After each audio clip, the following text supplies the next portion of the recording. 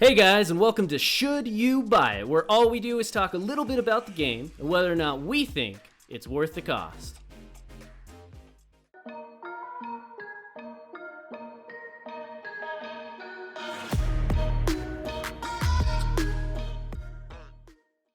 In this episode, we'll be playing World of Warcraft Shadowlands, the latest expansion to the beloved MMORPG, where you venture forth into the place where dead things lie in order to stop Sylvanas, and maybe do some PvP and pet battles along the way. But it's an MMO, so just do what you want. So the first question that we always cover in these videos is what stage of development is the game in?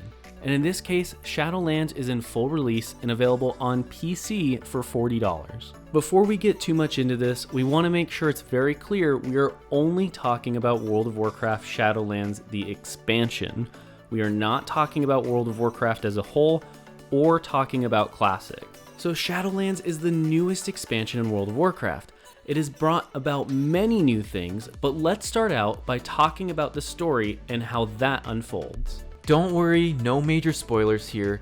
The Shadowlands plot was quite interesting and miles above BFA's plot. There were 4 unique zones, each of which have their own plot to them that all intertwine together. The cinematics really help to bring the story to life, but don't go overboard at the same time. It even makes you feel important and like you matter without the game making you out to be some sort of god when there's 5 million other players running around who all get told the same story. I know this was an issue in some of the previous expansions where the story would make you out to be some super amazing hero, but there were 5 million of you running around getting told the same thing. Thankfully, they did a good job of not making you seem too amazing, but also making you feel important and like you have an impact on the story. Now let's move on to talking about the aesthetics of Shadowlands.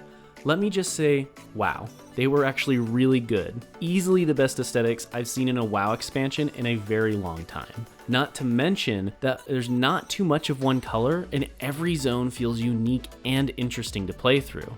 In the raid gear, it looks pretty solid. I think if you're into transmog, there will be a lot of gear for you to play around with here. And since we're talking about collectibles though, I figure we should mention that they have added 83 new mounts into the game, and just about all of them look awesome. Of course, they have some new battle pets, but personally, we really don't know a lot about those as it has never been something we've been super into. So what about the leveling experience?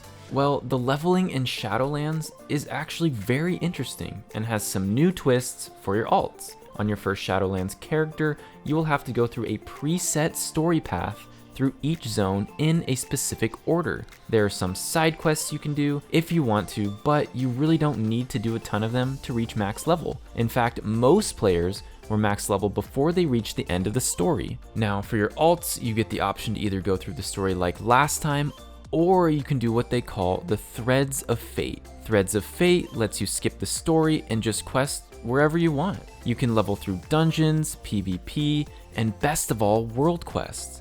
This is nice as you can unlock your Covenant right away and begin to gather up this game's version of Garrison resources, which is called Anima, while you level. After that, we should mention how the dungeon experience is so far. First off, I think everyone I've met has liked the new Shadowlands dungeons and thinks they're a huge step up from BFA.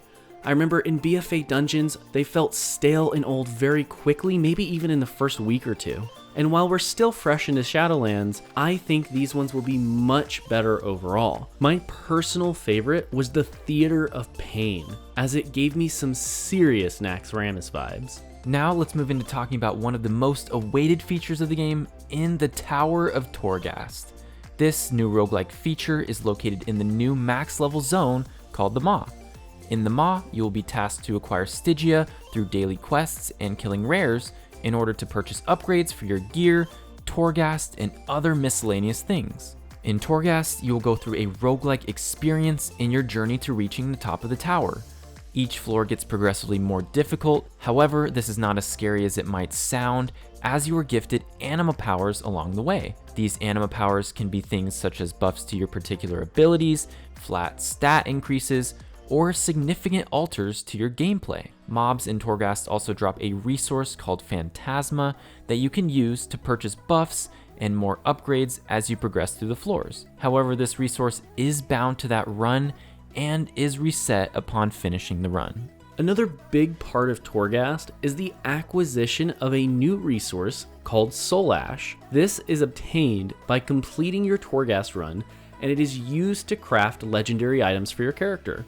However, this will not be the only ingredient you will need to craft them. You will also need items called memories, which are acquired through various other ways of playing the game, such as maybe PvP or doing some dungeons. These will decide the effects that your legendary has, such as maybe giving you a shorter cooldown on some ability, or maybe having an extra way to proc something. So one of the new mechanics in Shadowlands is the Covenant system. This is basically just an Order Hall in Legion, except anyone can choose any Covenant they want. We won't go too much into detail as this is a pretty in-depth system, but it's got a lot of stuff you had in Legion, except that this time around you get some new features, some of which are unique to each Covenant in particular. One of these, for an example, is the Build an Abomination Factory. This is a feature that the Necrolords get, that you will get to put all the little fleshy bits that you harvest from around the zone together to create your own unique abomination for your character. So now we're going to move into the pros and cons section for the game. First off was the fact that the story was captivating and enjoyable through the leveling experience. Next is the fact that the dungeons feel good. The mechanics are no joke and actually are a bit challenging, especially on Mythic.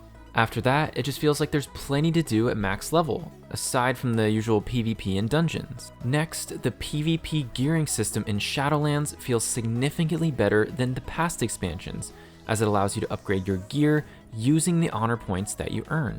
Then we have the fact that Covenants are way better versions of garrisons that actually provide you with significant power boosts rather than just being a mission table that you check once a day. Next, we have that they introduce a new legendary system that isn't RNG like it was in Legion.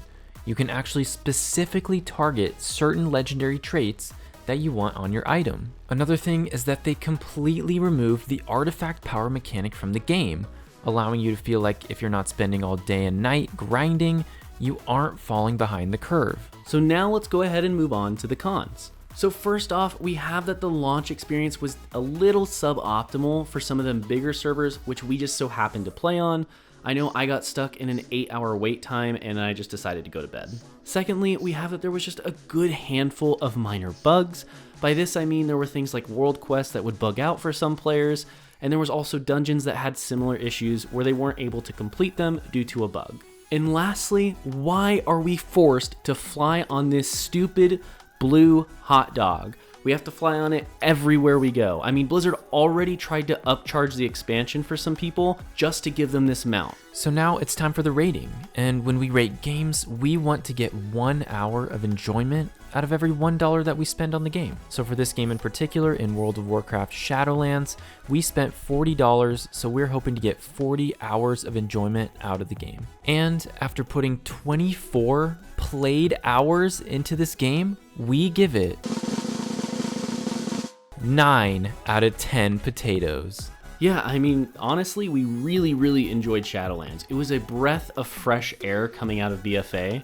I mean, there were some minor bugs and stuff, but between Torghast and all the other new things they've added, we really are enjoying our time here. Now, I will say, I still hate the stupid blue flying hot dog, so if they could get rid of that, that would be great. But overall, we feel that this is a must-buy expansion, and if you are thinking of coming back to World of Warcraft, it is definitely worth the resub, and in turn, worth the cost. Now, if you want more money-saving content, consider subscribing to our channel, where we release new videos every single week, where we spend the money so you don't have to. Make sure you guys smash that like button, and as always, thank you so much for watching, and we will see you next time.